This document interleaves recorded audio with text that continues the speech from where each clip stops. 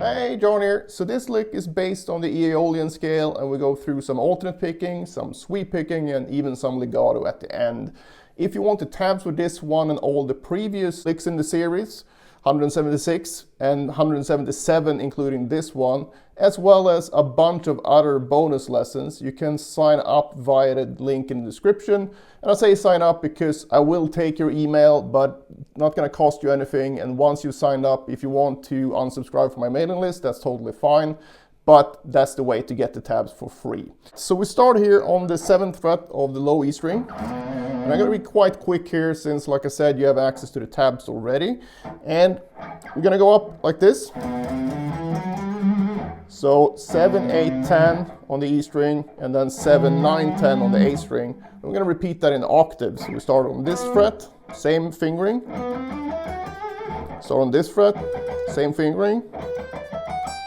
I alternate pick this part, so just start with a downstroke and then alternate pick until we reach the top note here on the 19th fret. So it's going to go like this. A good thing to keep in mind here when you practice this is the position changes. They're going to line up with the downstroke. So you're going to go down, down, down, down. All right? So once you reach this point, we're going to go down in this kind of a pattern. We're going to have one note and then two notes on the B string. And then we're just going to go down the Aeolian scale again, like this. That far. So basically you get this intervallic pattern, and I use economy picking to play this, or sweep picking.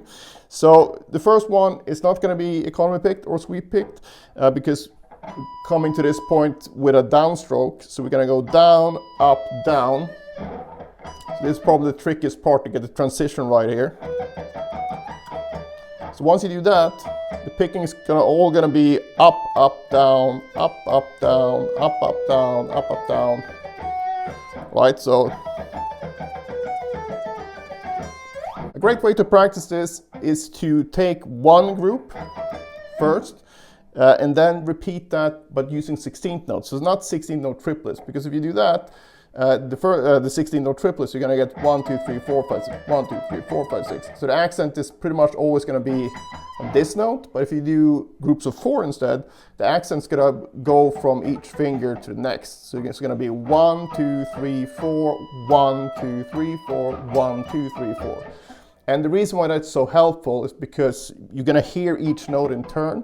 So you can really hear if some note is not ringing out as you want, or whatever else can pop up when you play this. So 1, 2, 3, 4, 1, 2, 3, 4, 1, 2, 3, 4, 1, 2, 3, 4, 1, 2, 3, 4, 1, 2, 3, 4. Then you can expand that and do the next one. So you go.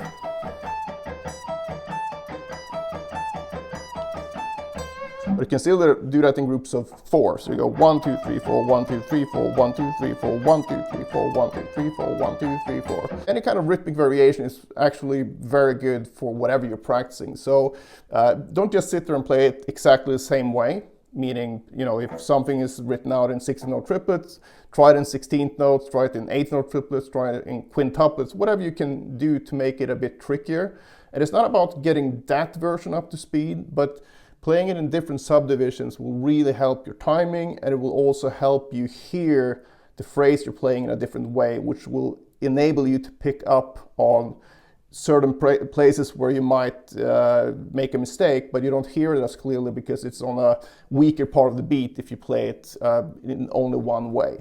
So that's really the purpose of all these different, you know, working with accents and different subdivisions and all that stuff, because you start hearing things in a different way, and that can reveal some trouble spots for you that might not be as obvious if you just play it one way all the time. All right, so after this point, just gonna go down like that. So basically, I do all legato here, so I do hammer-ons from nowhere. Right, so I don't. But if you want to do that, that's fine as well, as long as you don't go. Right, so But you can see my right hand moving like that, right? Because I don't use any kind of muting device here. So I need to actually play the instrument by myself. So I make sure that my right hand is easing up on the muting here, so I don't get muted notes where I don't want them. So some people get confused when I do this, because they think like, well, are you picking it since you're moving your right hand? But it's not that, I'm just muting it. All right, so, and this shape here is just like if you use to the 3-note per string scales, it's like a G major scale shape, right? So, which of course is the same notes as E Aeolian. So here's the whole thing slowly again.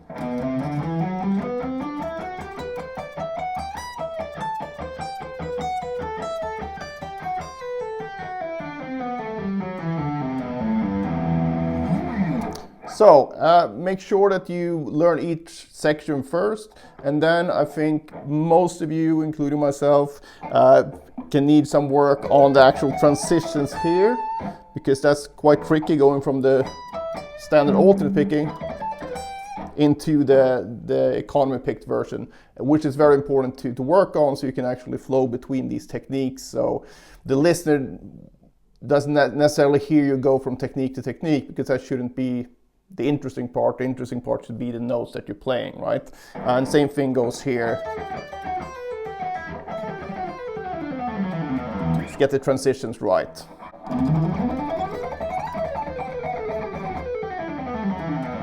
All right, so good luck with this one, and if you have any questions, just post them below. Otherwise, see you in the next one.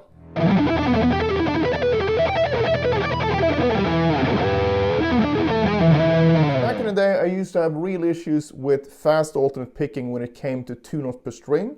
I was fine with 3 notes per string, but the 2 note per string thing was a bit harder to crack. So if you struggle with fast alternate picking as well, and you don't know what to practice or for how long, I've created the perfect solution for you in the form of the Pentatonic Picking Power Book. So in this book, you'll find a daily workout that will not only help your pentatonic picking, but will also upgrade your overall alternate picking technique. So it contains basically the same exercises I use myself to develop my picking abilities, as well as numerous students over the years that I've given the same exercise to with great results. So I know these exercises work as long as you put in the work. So it's not a quick solution or quick fix. It will still take a lot of work, but at least you have a very easy to follow routine. So if you're up for a big alternate picking upgrade in 2024, I cannot think of a better start.